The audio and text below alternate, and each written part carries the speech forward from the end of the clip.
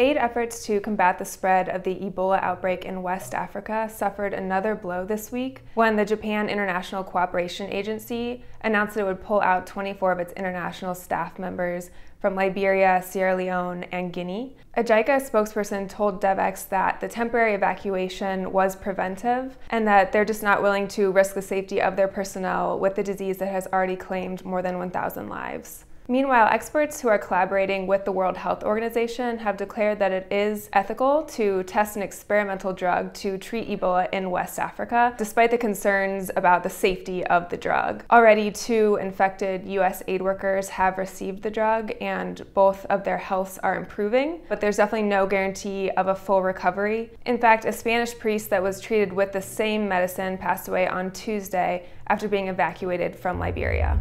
South Sudan is currently facing the worst food security situation in the world, and since airdropping food aid into the country is becoming really hard for cash-strapped donors, the US government has decided to tap into a trust fund that they haven't accessed in 6 years since the global food crisis. USAID will draw on $180 million from the Department of Agriculture's Cash and Commodities Reserve to meet these food aid needs. A spokesperson told Devex that the funds from the trust will allow USAID as well as its partners to place food stocks in strategic locations around the country ahead of South Sudan's dry season. He urged other donors to seize this time to respond as well.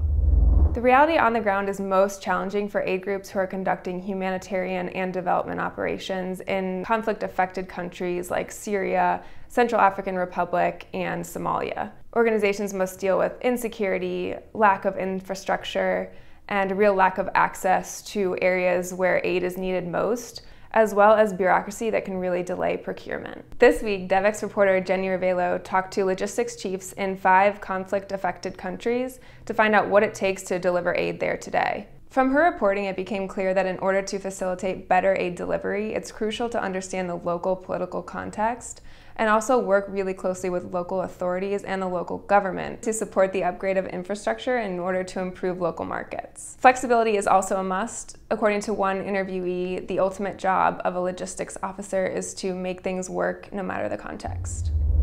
This week and for the past several, Devex has featured op-eds from luminaries on the MDG goals. The question is, were the MDGs a success and where do we go from here? The key consensus is time is running out and there's still so much more to be done. This is all in lead up to next week, August 18th, which marks the 500-day milestone until the target date to reach the MDGs. Look out for this coverage and many other developing stories on Devex.com.